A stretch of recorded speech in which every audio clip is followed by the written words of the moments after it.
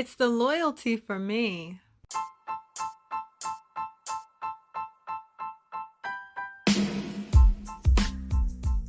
Welcome to L Squared, a podcast with fresh Love Island content.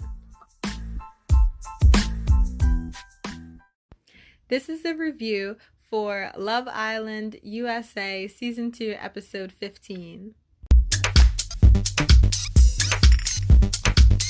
Okay, this episode was all over the place with drama. Some people were extremely messy, but you know our girl, our queen, Justine, keeps it classy. So the episode opened up with her and Aaron having a nice one-on-one conversation, getting to know each other as they should, because our queen can explore her options. So in this conversation, Justine confirms that her love language is physical touch, but she definitely liked the words of affirmation Aaron has been giving her, and we know that Caleb gives a lot of words of affirmation, so she does enjoy that, but she typically prefers physical touch. She also told us a little bit more about her background, that she speaks Swahili at home, that she was born in Congo and was a Kenyan refugee, and then she moved to America when she was 8 years old, so she's very Americanized. But our girl is a recognized African. She speaks Swahili. She recognizes the motherland, embraces it, and we love that. Someone who lives in their culture as well as embraces a new culture. Such a gracious queen. I like that Aaron made sure to put on the forefront that his family is very diverse and he's interested in pursuing Justine. Like, he wants to get to know her for who she is. And we stan a white man who loves the swirl, depending on what else he likes and how else and what other personality characteristics he has. But I do respect Aaron for pursuing Justine, and I like that he appreciates diversity. So where there's Justine, there's Caleb close by, because of course he's currently under her spell right now, and Justine got him wrapped. Of course, like we stated before in our previous episode, although Justine and Jaleb are in a good place in their relationship, they were just getting started when Casa Amor hit the villa. So it makes sense that Caleb is open to talking to other people, but we know where his loyalties lie. It's with Justine. So let's first address the scene that scared everybody in the first look. It's the scene of Cher and Caleb sitting on a lawn chair, and he's telling Cher that she can sleep in his bed that night. Girl.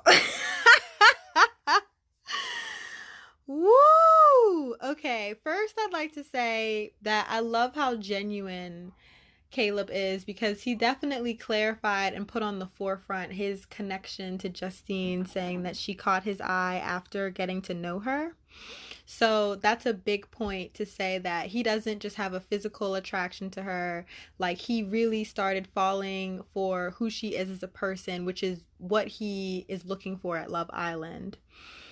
And I really like this quote that he gave, which is something he said that he's been stressing to the guys, and something that he's talked to Justine about, that they don't want each other to be their only option. And that's exactly what we needed to hear, because previously on this podcast, we've said that the coupling of Justine and Caleb was a coupling of convenience and that they were a leftover situation. But in this conversation with Cher, Caleb clears up that they don't want to choose each other because they're their only option.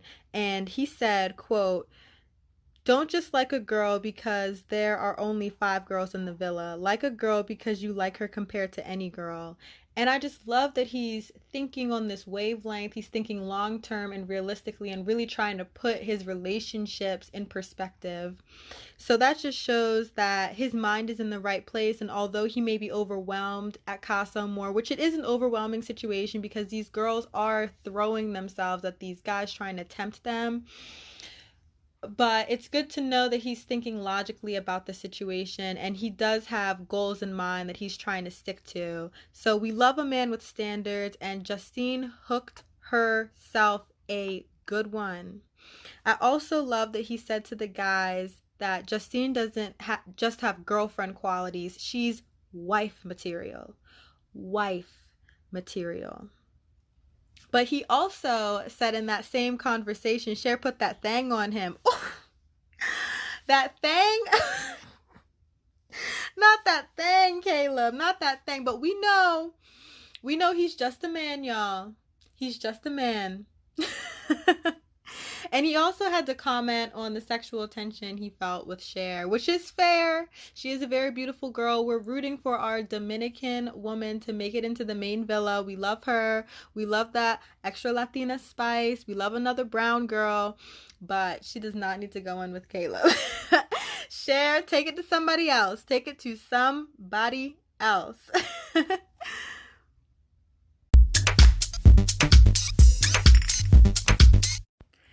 Next, we're just going to talk briefly about Calvin and Faith because they only had like 2 10-second conversations and they were both dead. The first conversation, they were talking about freckles. Dead. But I did like that Faith tried to flirt a little bit and said that she has freckles everywhere. So that was a little bit of a cute conversation between the two of them. But that was the closest thing they got to a spark. That was barely a sparkle. I think that's the only thing they have in common. Freckles. But I appreciate that Faith seems to be giving Calvin a read about who she perceives him to be and his relationship with Moira. I hope she wasn't overstepping her bounds with him by, telling him her thoughts on that situation. She even took it a step further to say that she doesn't think Moira is quick-witted enough for him. And Calvin doesn't specifically agree to that point, but he does say in the confessional that he doesn't believe that him and Moira are on the same page.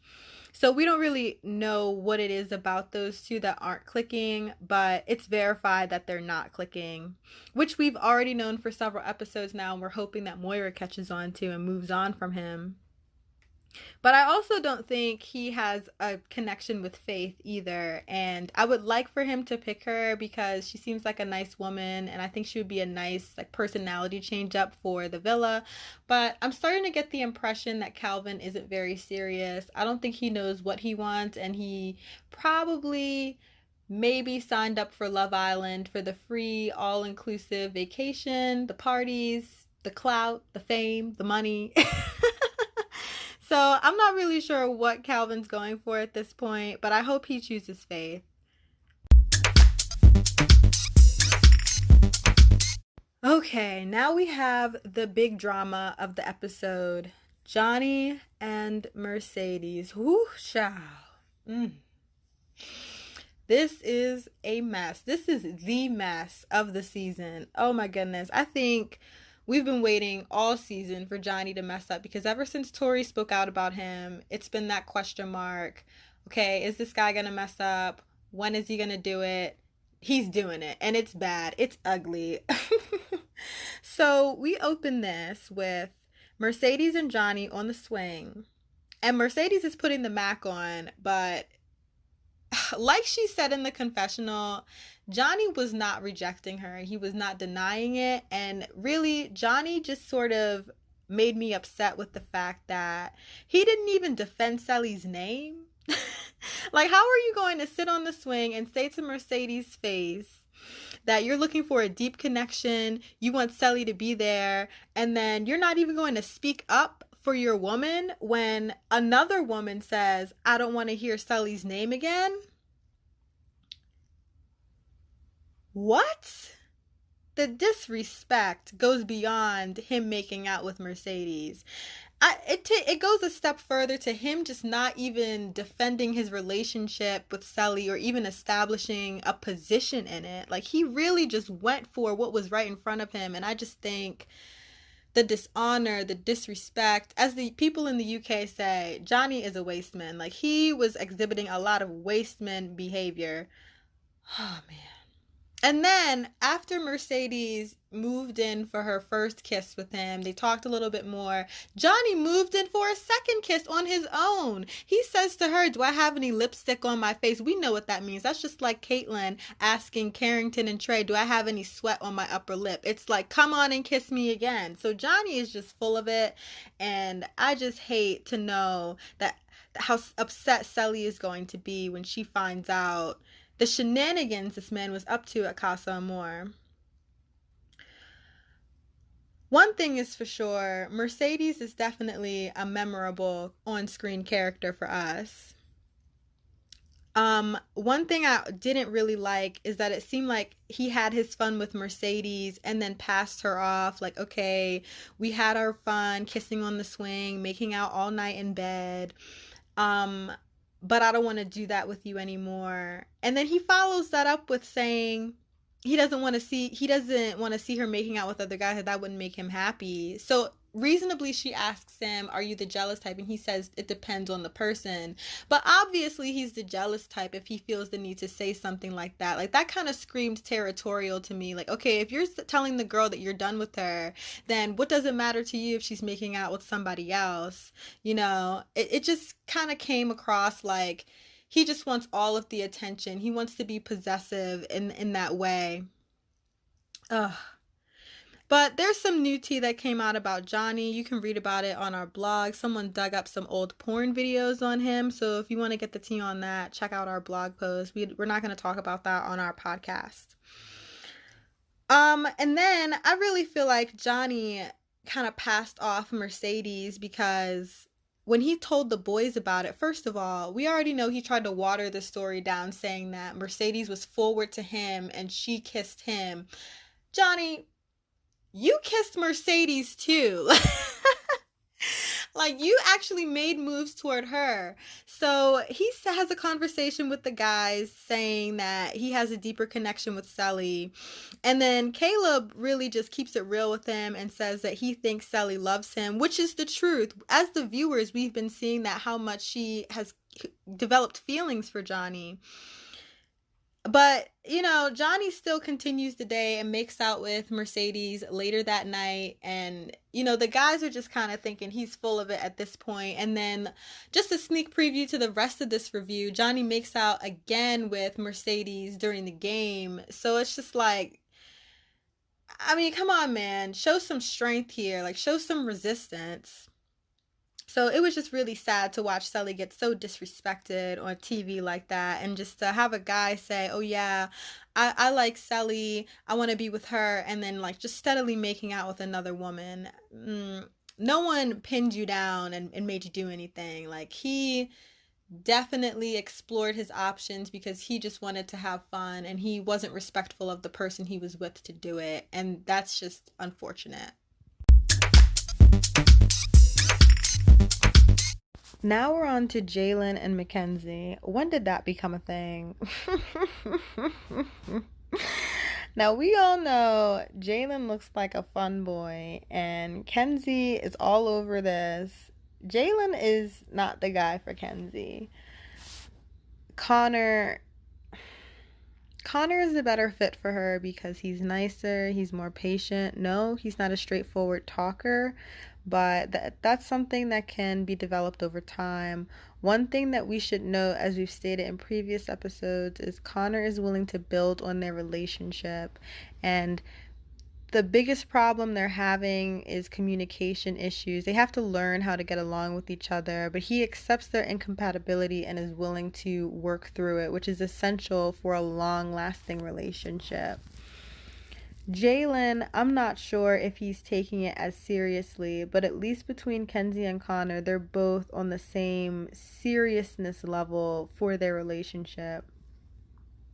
So first, Kenzie is salty about being on Jalen's pity list. That was just a joke, but we already know Mackenzie is very insecure, so I get the sense that maybe she made this joke being partially serious. Jalen seems to be warming up to Mackenzie now that he knows more about her relationship with Connor.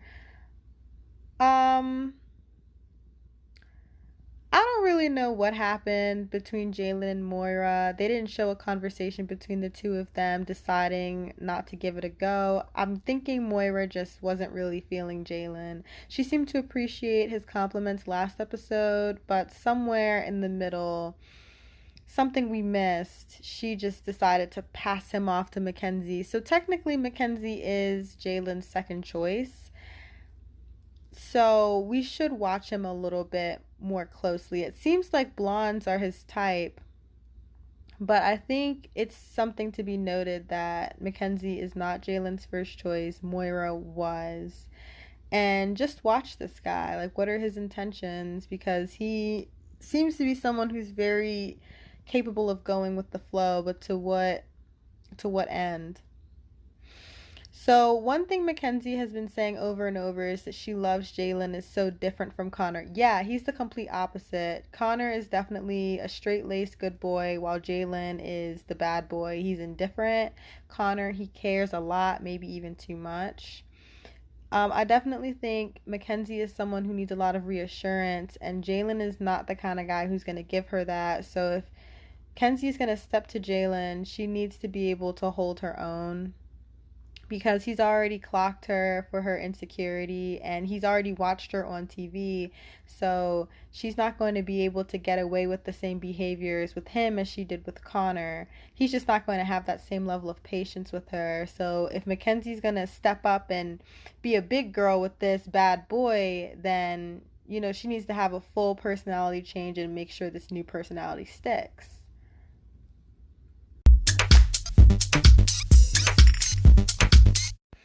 Now we have Cely. Oh my goodness. Watching Cely at this point is becoming unenjoyable because every single time we see her, she's just expressing how emotionally invested she is in Johnny and their relationship together. And we already know what foolishness Johnny is up to, and it's just becoming embarrassing to watch how this man is disrespecting this woman. Cely just continues to reiterate in the confessional that she hates the idea of Johnny being with someone else or moving on. I'm sure she wants the best for him, and she would only want him to pursue someone that was potentially his true love, and it would hurt her to know that he's just fooling around. Yeah, this is going to be a sad situation when they reunite. I really hope the truth comes out and Cely can just deal with it accordingly.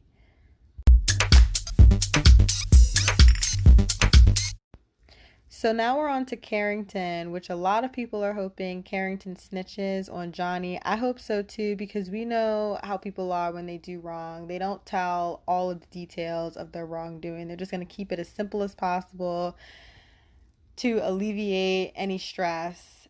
But we need somebody to go in there and tell the dirty details, and people are hoping it's Carrington because he's already called Johnny out for his bad behavior.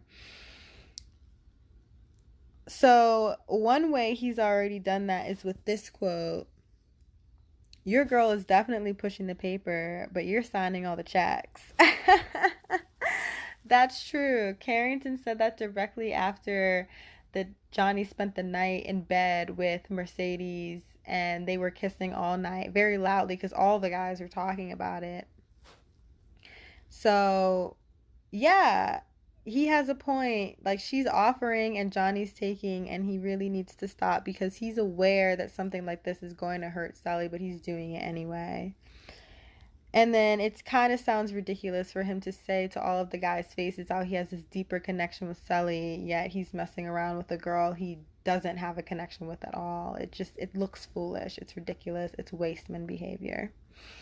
So another thing Carrington says, he's been coming through with these like funny lines. I think it's just because he's a very blunt person. He sounds like someone who just says what he's thinking, and it comes across as funny. In the confessional, Carrington goes on to say, Johnny is clearly more physically attracted to Mercades. Clearly. Next, we have Connor, who is staying loyal to Mackenzie like a good man.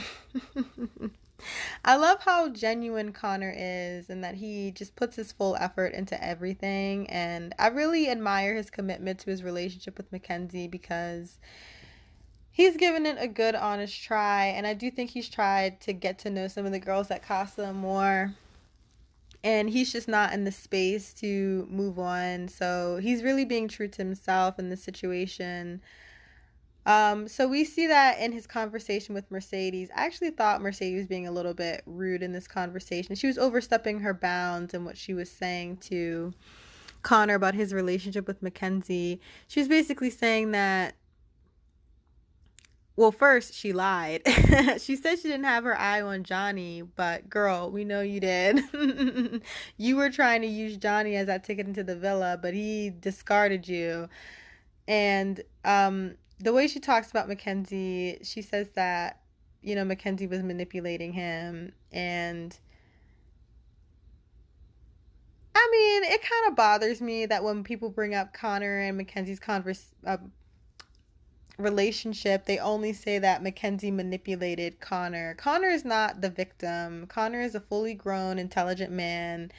He lied to Mackenzie as well. Like, both of them were participants in creating the toxicity that was in their relationship. And I think when they got into a good place, they were getting to a space where they were going to start eliminating that toxicity, as in communicating with each other better. Like, Connor's going to lie less, and Mackenzie is going to be more secure in herself and not do things to manipulate him as much for her own benefit. So yeah, the fact that Connor and Mercedes were having a conversation about Mackenzie and Connor was using that as an opportunity to defend his relationship with her just communicates that they're in the friend zone. Connor isn't making any romantic connections with anybody, but it's so nice that he defended Mackenzie because that shows that it's pushing him closer to her. But then again, it also made me wonder, well, is this another example of Connor being passive? Because instead of making a move and putting himself out there to the new women, he's just still being relaxed in his current situation. So maybe Mackenzie is the one who's going to have to break things off if things, end.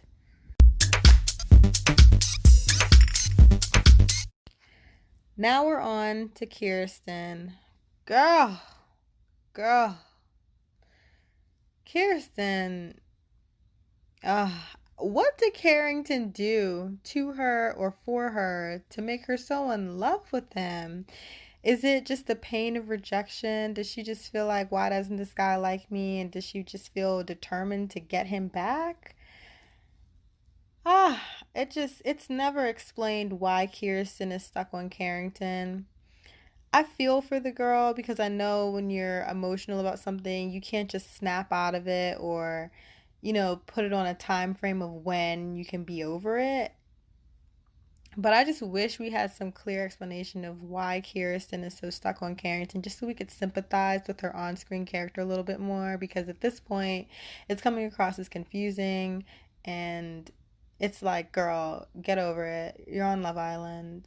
So I hope Kierstan just, wises up and makes a good choice and picks a person just so she's not humiliated in front of everybody. But we'll see. Now we're on to Moira, another confusing situation because let's not forget a couple days ago she was stuck on Calvin, but it seems like she has a bit more maturity about her. Let's not forget Moira is, I think she's 28.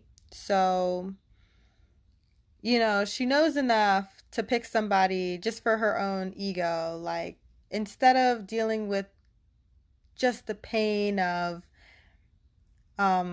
being confused, she's not going to top it off with the pain of not being chosen either. Like, at least she'll have somebody. So Moira is moving on to Aaron, thank goodness. And they have a nice grilled cheese and they seem to be clicking. So I think their personalities will mesh well. It seems like Moira's just going to move on to pick Aaron, which is refreshing. Girl, move on. We hate to see guys that just aren't into the girls and the girls pining after them. Ugh, not cute. Bad TV.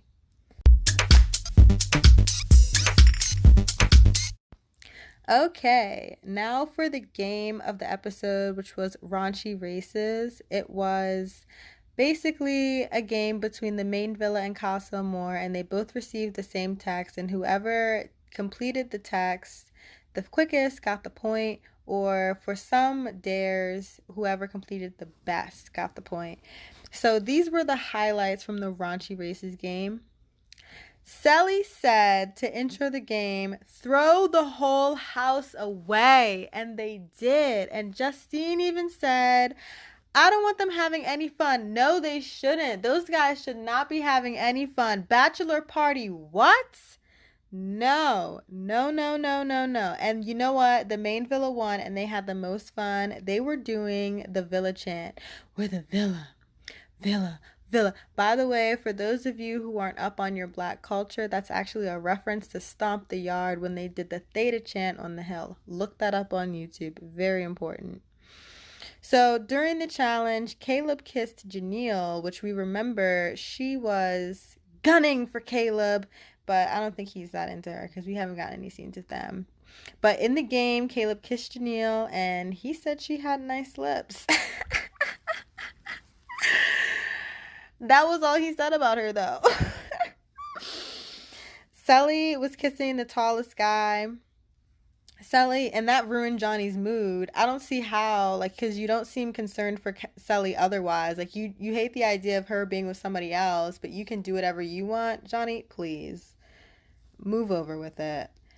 Kenzie teased about Connor's kiss, saying that, you know, she's having a hard time imagining him kissing with any passion. As a matter of fact, Connor had to kiss a girl with passion, and he lost. I guess the kiss wasn't passionate enough. And I felt bad because I feel like Connor, you know, I feel Connor doesn't get enough respect. Like, Kenzie doesn't really respect him that much. The other girls, based on what they've seen on TV, they don't really respect him that much. And it seems like he's getting emasculated, which is sad.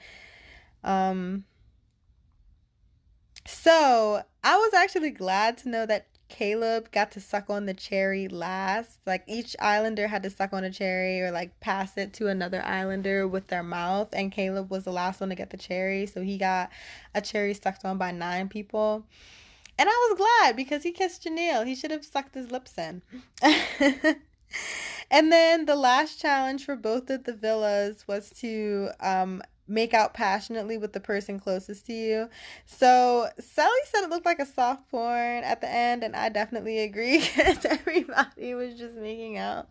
And Johnny and Mercades took advantage of the opportunity, and they were like kissing excessively after everybody else was done kissing. And Caleb made a good point that they were just going to blame that kiss on it being in a game when really they were just making out with each other. Like, they were just using that as an excuse, and that's just disgusting because once again Johnny was being a party boy at Cely's expense. Ugh.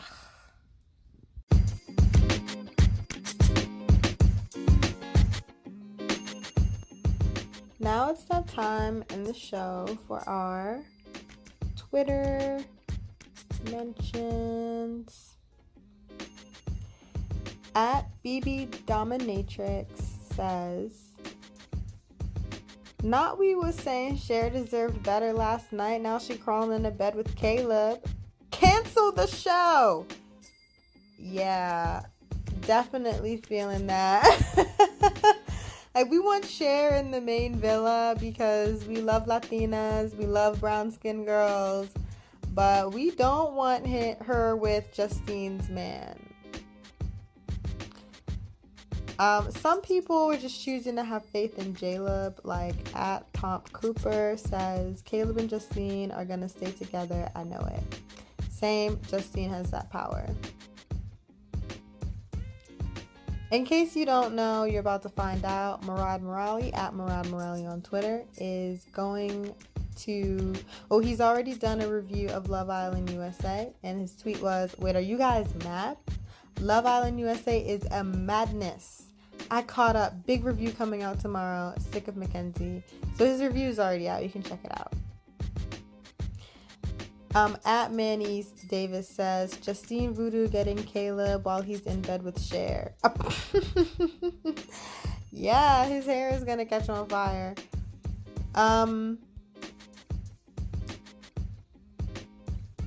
Adriana says, watching this is like watching your best friend get cheated on. Ugh, I love you, Cely. Yeah, watching Cely, because she's such a cheerful person, like be so worried and, you know, upset about the situation before she even knows the truth is truly heartbreaking. At Winning Veto says, open up the voting lines now. Johnny needs to be handled. True that. Handle him. We need to evict him immediately. Cely deserves better. Justine already got hers. Now it's Cely's turn. At Maya Munoz says, wait, so are any couples gonna stay together? Yeah, it seems like a lot of the girls want to stick with the guys. But some people are definitely twisting. We've already revealed our twist predictions last episode. At Amani Khadija says, not Johnny getting upset that Cely had to kiss someone in a challenge when he did it willingly multiple times outside of a challenge. Yeah, girl. Johnny's acting a bit jealous for no good reason. Another person says, the pain Cely is going to feel when she finds out how much how much of a fool Johnny has been. I had to censor that one.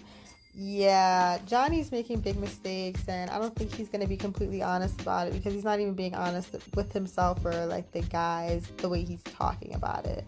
So we'll see how that plays out. Last tweet at Jalen says, Justine looks so good with any guy. She's truly the prize. Absolutely. Justine, queen. Okay, I said last tweet for the last one, but this is really the last tweet. Someone else says, please not Connor missing Mackenzie. The producers are so messy. Yeah, you know, we thought Connor, actually, hard to say because Connor had the chance to get away from Mackenzie 3 different times. America, Mackenzie, and his friends, and he said no all 3 times. So maybe we should have taken the hint and realized that Connor's actually committed to her and he doesn't see himself in a trap. So not a big surprise that Connor is missing Mackenzie. Hey, it seems like she's going to be the one to leave, right?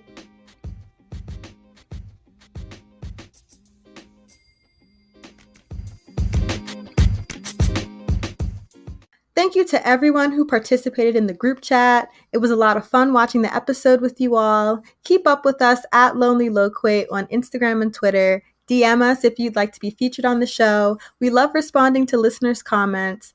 We'll be back tomorrow night with more fresh Love Island content.